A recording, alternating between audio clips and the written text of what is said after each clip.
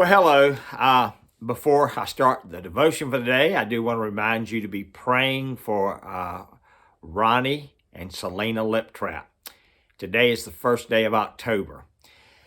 I want to take a moment before I just jump right into today's devotion to get us focused in that the entire month of October, we're going to look at a different character attribute of God.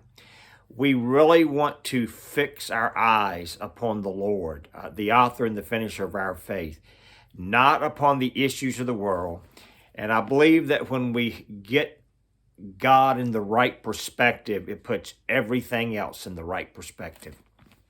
So today, we see in Exodus chapter 3, we read the first 17 verses. On the map, it just gave verses 13 through 15, where he is called Jehovah, I am that I am.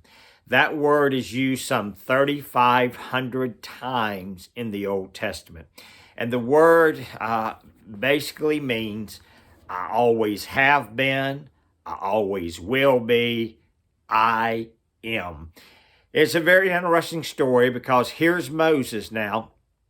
At 40 years old, he went to visit his brothers and sisters, and there he saw somebody kill somebody, and later on he got involved, and he ended up fleeing for his life. Is what happened to him. And he went out into the wilderness, and now he has been tending sheep for his father-in-law Jethro for some 40 years. Imagine that, wandering through the wilderness for some 40 years taking care of sheep. And here you are out doing what you do every day, kind of the mundane, and there's a bush burning over there. Now, I don't know, maybe that wasn't unusual. Maybe out in the desert, you saw bushes catch on fire. But what was unusual is as Moses watched, that bush didn't burn up. So he walked over to see it out of curiosity. And as he got close, he heard a voice say, "Take off your shoes, for you are on holy ground." And Moses recognized that the angel of the Lord was speaking to him, and it brought fear upon him, lest he see the Lord and he die. Well, out of this conversation takes place where Jehovah says to him, I have heard the cry of my people in bondage in Egypt. I have seen their labor. I have understood their pain, and I want to help them. Therefore, I'm sending you. This is very pivotal, poignant, whatnot, because I think we often wonder, well, since God's loving and all-powerful, why doesn't he do something about this, or why doesn't he do something about that?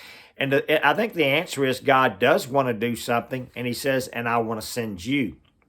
And so he tells Moses, I'm going to send you. And Moses just minding his business. He's planning on dying tending sheep. And I want to say to you that sometimes it is out of the just everyday experiences of life, as you're going about doing what you should be doing, that you can have an encounter with God and have a life-altering experience. So Moses says, hey, I don't talk good. Basically, I'm not the one to do this. Who am I to do it? And the Lord's answer was this: I will be with you. I will be with you.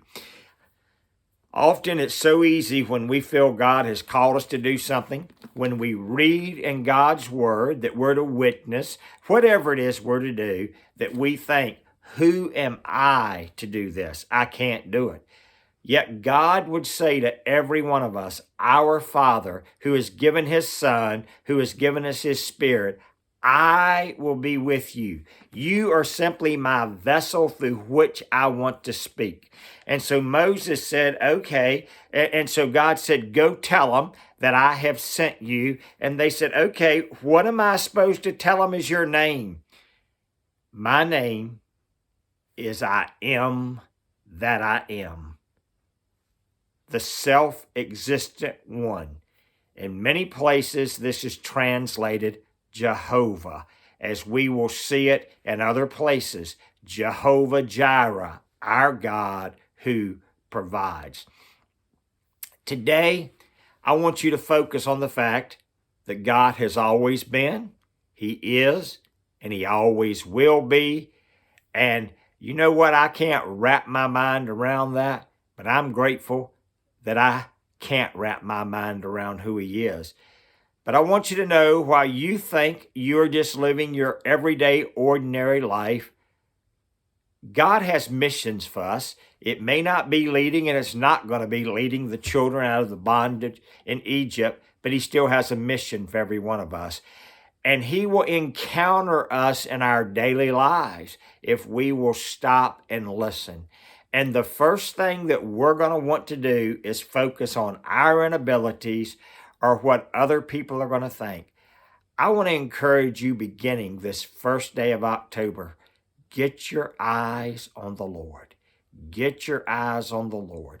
And each day, as we look at a different attribute or characteristic of God, put that in your heart to meditate upon it as you go through the day. Hey, God bless you. I pray that this is a month of you growing in His grace and knowledge and continuing to return to Him. Thank you.